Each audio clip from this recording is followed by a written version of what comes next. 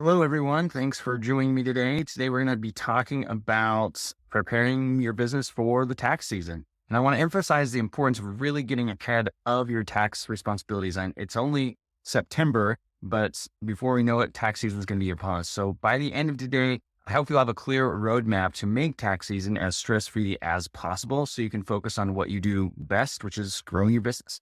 So let's get started. My name is Jacob Curtis. I'm a CPA certified first professional and a business coach. I started Curtis Accounting Solutions to remove the stress of doing the bookkeeping, payroll, and taxes, and to provide practical business advice that really helps e-commerce stores piece together financial freedom. I'd love to hear your thoughts and questions on today's episode. So please leave a comment below and remember to like, share, follow, subscribe, all those good things. The first step to preparing for tax season is gathering and organizing your financial records. Collect all the income, expenses, all those documents from the year. This includes sales receipts, purchase orders, operating expenses, receipts, all of those things. Organize these by categories like sales, inventory, and other expenses like marketing, payroll, that kind of stuff.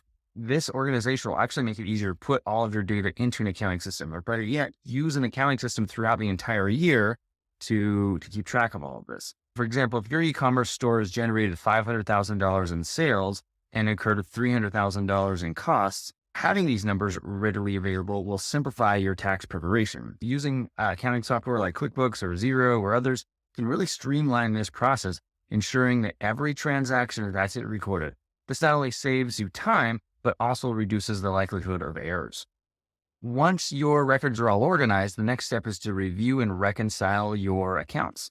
Your bank accounts, your credit card accounts. Match your bank statements with your internal records to ensure that everything aligns. This is where you're going to catch any discrepancies between what you think you earned or what you think you spent and what your bank actually says. For instance, if your records show that you have $200,000 in sales, but your bank statements only reflect $190,000, you need to figure out and identify where that missing $10,000 is. Resolving these discrepancies immediately will prevent any issues down the line and prevent any kind of tax delays or anything like that, especially when it comes to filing your taxes. E-commerce businesses often need to make quarterly tax payments. And by e-commerce businesses, it really means e-commerce business owners need to make quarterly tax payments. So now is that time to review what you've paid and estimate your year-end tax liability. For example, if you've estimated your tax liability for the year to be $30,000 and you've only paid in $20,000 in quarterly payments, you're going to need to come up with a plan for the remaining $10,000. This step is crucial for avoiding penalties and ensuring you're not hit with an unexpected tax bill at the end of the year.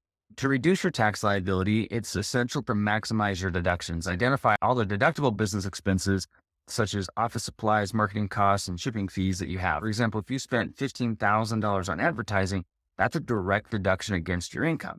If you purchase equipment, that may have to be capitalized, so you want to consider whether it should be depreciated over time and how much time. Keeping these detailed records of these expenses will ensure you don't miss out on any deductions, which can significantly lower your tax bill. Inventory is a significant part of your e-commerce business, and it plays a crucial role in your tax preparation. So start by conducting your year-end inventory count to know exactly what you have on hand. Adjust your inventory levels on your books to reflect this count, and this will help you accurately calculate your cost of goods sold, which directly impacts your taxable income.